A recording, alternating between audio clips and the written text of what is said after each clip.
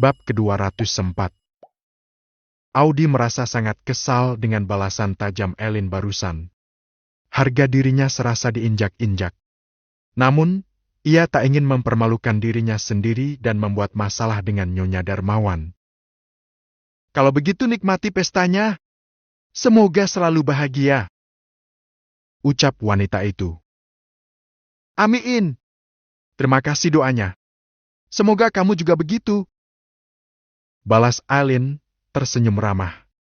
Setelah kepergian Audi, ia kembali duduk di sisi Melati. Vero melempar senyum ke arah Eileen. Ia tahu Audi masih terus ingin mengalahkan Eileen karena telah menikah dengan Alfian. Yang tadi itu siapa, Mak? Tanya Melati. Teman lama. Tidak usah dipikirkan. Dia hanya mau menyapa. Melati mengangguk pelan. Memutar pandangan ke segala penjuru ruangan, Eileen sedang mencari Mama Fanny yang malam itu turut menjadi tamu undangan. Sebagai seorang sosialita yang memiliki bisnis di mana-mana, tentu saja sang mertua berteman dengan banyak pengusaha. Itu Mama. Ayo, Mel. Kita sapa Mama dulu, yuk. Eileen menunjuk ke arah meja tengah, di mana sang mertua tampak sedang duduk bersama 3 wanita seusianya. Aku di sini aja deh, Mbak. Tolak Melati, merasa malu. Apalagi kalau harus berkenalan dengan kaum kelas atas. Sudah, tidak apa-apa. Cuma menyapa sebentar. Bujuk Eileen lagi. Ayo, Mel. Kebetulan aku juga mau menyapa Tante Fanny. Dokter Vero langsung bangkit dari tempat duduknya. Tak punya pilihan lain, Melati mengikuti 2 wanita itu. Mereka berjalan bersama menuju meja Mama Fanny. Mama? Panggilan Eileen membuat wanita itu menoleh. Hei, sayang. Wanita itu seketika tersenyum. Bangkit dan menyambut sang menantu dengan pelukan. Ia juga menyapa Vero dan juga Melati. Jeng, kenalin, ini menantu saya, namanya Eileen. Beberapa mungkin sudah kenal. Ucapnya mengenalkan kepada beberapa teman. Yang ini Dr. Vero, dan yang ini Melati, kerabat dekat kami yang sudah saya anggap anak sendiri. Wanita-wanita seusia Mama Fanny yang duduk di sana menyapa dengan ramah. Kecuali satu wanita yang begitu terpaku memandangi Melati. Kelopak matanya melebar, ia mematung di tempat duduknya. Melihat reaksi wanita itu membuat dahi Mama Fanny berkerut. Jeng Ulfa kenapa? Tidak apa-apa, Jeng Fanny. Ucapnya gugup dengan wajah mulai memucat. Ia menyapa Eileen dan juga Vero dengan ramah. Namun, saat berhadapan dengan Melati, ia kembali gugup. Mi Melati, apa kabar? Lama tidak bertemu. Loh, Jeng Ulfa kenal dengan Melati? Tanya Mama Fanny. Wanita itu menunduk. Sementara Melati menatapnya lebih dalam, seolah sedang berusaha merangkai ingatan tentang wanita itu. Kenal, Jeng. Tapi, sudah lama. Sepertinya Melati juga tidak ingat saya lagi. Wah, kebetulan sekali. Kenal di mana dulu, Jeng? Tanya Mama Fanny penuh semangat. Semakin pucat saja wajah wanita itu. Berondongan pertanyaan Mama Fanny membuatnya tak berkutik. Kebetulan dulu, anak saya, Zafran. Sontak Melati melepas tangan wanita itu. Bayang-bayang masa lalu terlintas kembali dalam ingatan. Bagaimana mungkin ia bisa melupakan wanita yang menggores luka begitu dalam di hatinya dengan ribuan hinaan yang ia berikan?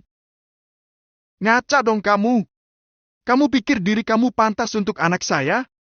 Kamu berasal dari mana? Dari keluarga mana? Jangan hanya karena kamu pintar merayu Zafran dengan kepolosan kamu, sehingga kamu merasa bisa menjerat dan menikah dengan dia. Kamu sama sekali tidak pantas bersanding dengan Zafran. Saya sudah punya menantu pilihan sendiri yang lebih layak dan sepadan untuk Zafran. Zafran mengatakan kepada saya kalau wanita pilihannya berasal dari keluarga baik-baik dan terpandang. Ternyata hanya anak orang miskin yang mata duitan. Pergi kamu dari sini, dan jangan datang lagi. Sadar diri sedikitlah kalau kamu itu sama sekali tidak layak menjadi menantu di keluarga ini. Suara-suara itu lantang memekik di telinga Melati. Bahkan setiap kata masih terekam sempurna dalam ingatan. Matanya terpejam, hampir saja air mata tumpah. Jeng Feni, maaf, saya baru tahu kalau Melati ada hubungan dengan keluarga Darmawan. Jeng Ulfa bertutur gugup. Iya, Jeng. Dekat sekali. Sekarang Melati tinggal bersama kami. Ba dijatuhkan ke lubang bumi terdalam, wanita itu gemetar.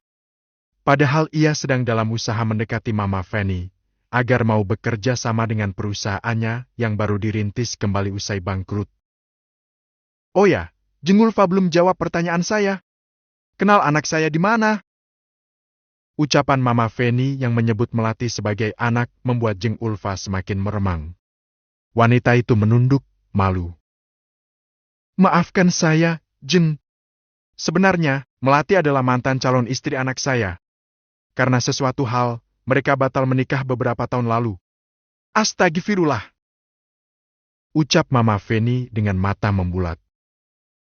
Jadi keluarga Jeng Ulfa adalah keluarga yang menolak mentah-mentah anak saya beberapa tahun lalu.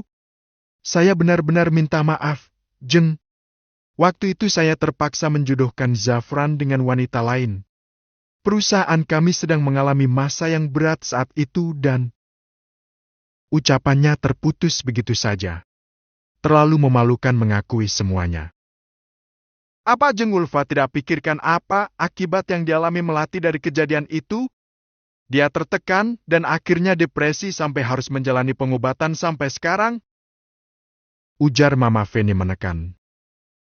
Saya minta maaf, Jeng.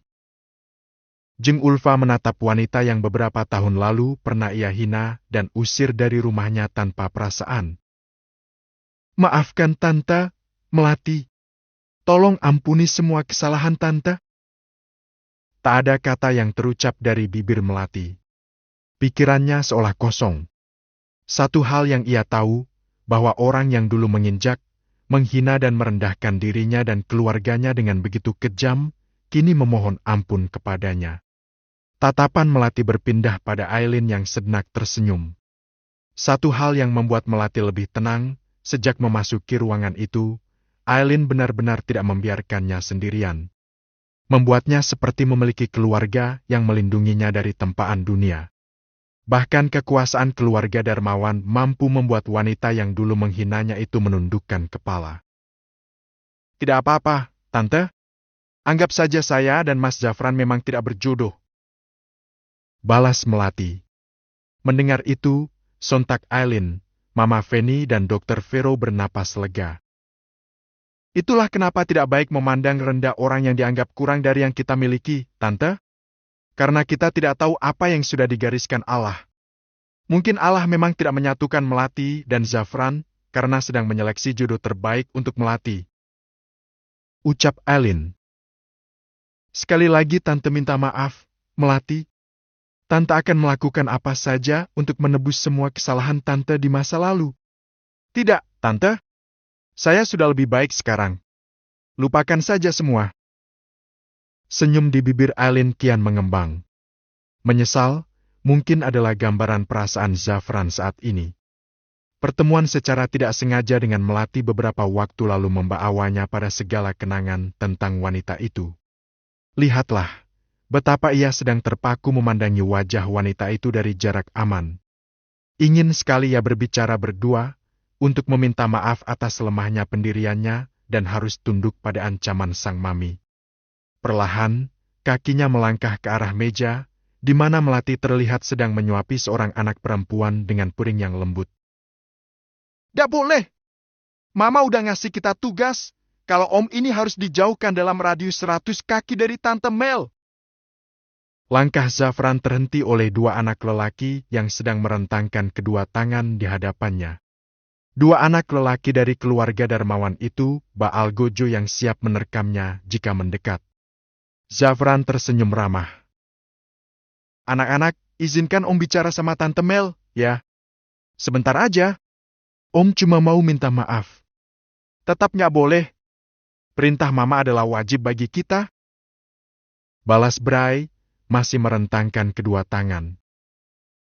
Kalau Om nekat, kita laporin ke Papa nih. Ancam Boy bersungguh-sungguh.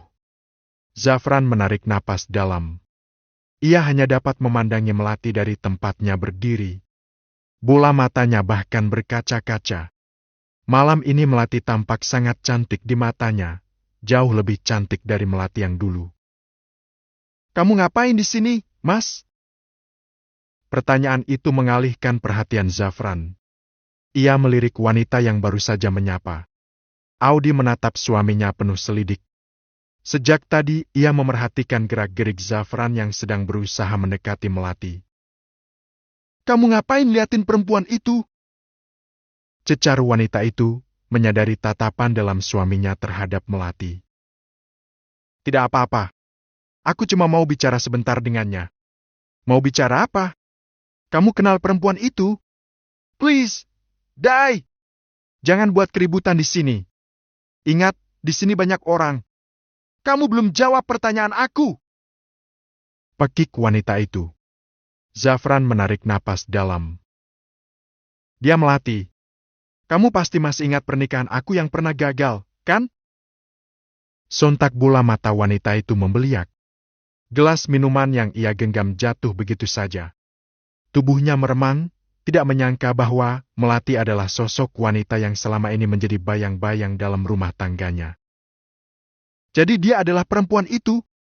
Jangan berlebihan, Dai, itu cuma masa lalu. Audi terpejam, menahan gejolak emosi dalam dadanya. Aku mau bertemu dengannya hanya untuk minta maaf atas kejadian dulu. Kamu tidak tahu apa yang menimpa Melati beberapa tahun belakangan ini. Lagi pula kita sudah menikah dan itu tidak akan mengubah apapun.